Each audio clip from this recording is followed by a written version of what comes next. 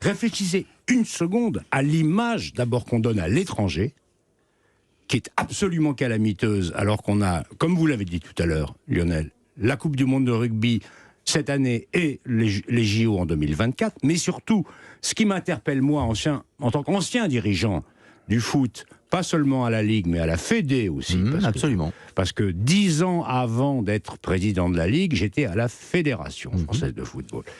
Moi, ce qui me fait mal, ce qui me fait de la peine, c'est l'image qu'on donne à nos 2 millions de licenciés, notamment les gamins, et à nos 400 000 bénévoles qui, tous les week-ends, trimballent nos enfants, lavent les maillots, etc., essaient de leur inculquer les valeurs du sport, le respect, le travail, la discipline, la solidarité, alors qu'en haut, ça donne un exemple épouvantable. Voilà, c'est ça qui me fait mal. Il faut en sortir.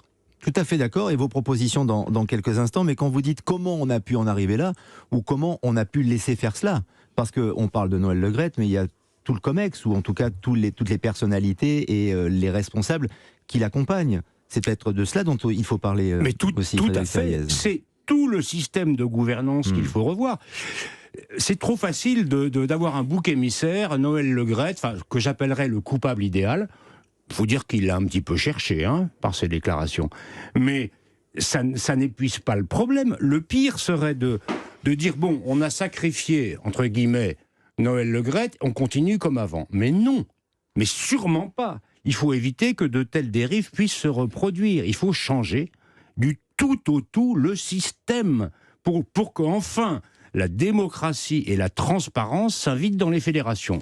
En plus, il n'y a pas que le foot. Et moi qui suis un ancien fan de rugby et joueur, je suis aussi effrayé par ce qui se passe dans le rugby. Donc il y a un problème qui dépasse la fédération. Oui, en faire quelque chose, s'en servir, c'est quand même de toute façon le chemin et ce qui conduit le staff de l'équipe de France autour de Fabien Galtier. Il a tout de suite parlé de scénario. Il scénarise tout. On a déjà parlé de la périodicité stratégique, tactique, etc., etc. Ce scénario d'être totalement pris sur des bases fortes et notamment défensives et cette défense permettant d'aller chercher des ballons et de créer des turnovers, donc des ballons de récupération permettant à l'équipe de France de mettre ensuite son jeu en place, c'est là où l'équipe de France a failli. Alors oui, il y a une dimension physique puisque on est au mois de février, les joueurs sont fatigués d'une très grosse première partie de saison, on est en plein hiver et ils sortent de 15 jours où effectivement on leur a beaucoup tapé dessus pour remettre un peu tout le monde d'équerre, ou en tout cas retrouver de l'homogénéité.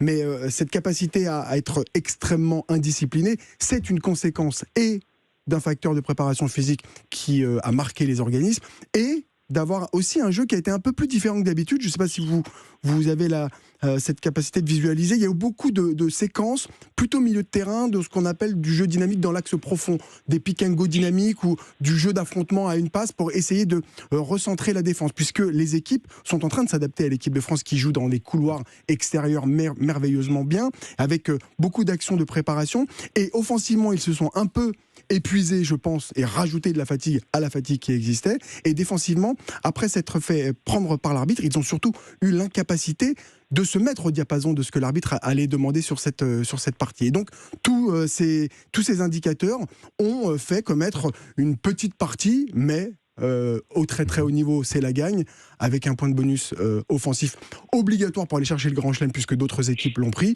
On est quand même sur une belle rampe de lancement. Mais la question, l'OM a-t-il perdu le titre ? Je vous répondrai que non, parce qu'effectivement, comme l'a dit Emmanuel et Laurent aussi l'a souligné, il y a encore beaucoup de matchs à disputer. L'effectif, ils l'ont. Le banc, ils l'ont. Ils ont fait un recrutement au mercato, tout le monde s'en est félicité, comme si d'ailleurs l'OM poursuivait son aventure en Coupe d'Europe. Là, il leur reste 2 compétitions à jouer. Et pour moi, c'est en gros la question, c'est faut-il écouter son cœur ou choisir la raison ? La raison, c'est simple, c'est de se dire que le titre ne peut pas échapper au Paris Saint-Germain parce que c'est Paris, et sans être brillant, cette équipe parisienne est même privée de certaines de ses stars offensives, possède actuellement 8 points d'avance, c'est factuel. Le cœur, c'est de se dire que nous sommes dans une semaine que moi je qualifierais de semaine de vérité. Vous l'avez dit Lionel, après-demain, ce match de Coupe de France contre Paris, rappelons que l'OM n'a plus gagné cette compétition depuis 1989, si l'OM passe... Et ça nous amènera sur le sujet suivant concernant Igor Tudor. On dira bravo à Tudor d'avoir fait des changements qu'on va certainement critiquer dans un instant, mais peut-être que ça paiera mercredi soir. Mais derrière, ils seront, s'ils passent en quart de finale, il y aura toujours, alors ensuite, à franchir l'obstacle, soit Lyon, soit Lille, soit Lens, s'ils éliminent Lorient. Ça ne sera pas encore fait de gagner cette Coupe de France, mais ils auront éliminé le Paris Saint-Germain.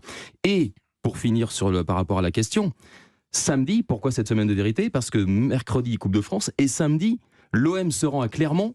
Et au moment d'attaquer son match, connaîtra le score de Paris qui aura défié Monaco en principauté quelques heures avant. Il y a 8 points d'écart actuellement, alors c'est du football fiction, c'est vrai, mais on peut très bien se projeter en disant que Monaco peut très bien battre Paris, c'est arrivé les 2 dernières saisons au Stade Louis II, et que Marseille peut gagner à Clermont. Il y aura de nouveau 5 points d'écart si cette hypothèse a lieu, et Laurent l'a dit aussi le 26 février, donc OM-PSG. Si l'OM gagne à ce moment-là, qu'il y a toujours 5 points d'écart au coup d'envoi de ce OM-PSG du 26 février, et que l'OM gagne, il n'y aura plus que 2 points d'écart. Et là, on ne pourra pas redire derrière, mais l'OM a-t-il perdu le titre ? On pourra dire que non, forcément, il n'y aura que 2 points d'écart. Donc moi, je pense que tout est encore possible, que c'est vraiment, je trouve, une semaine de vérité. Comment ça va se passer après-demain soir ? Moi, j'ai hâte déjà d'être après-demain soir. Et aussi, ce week-end, peut-être que Marseille pourra compter sur un coup de main de Monaco.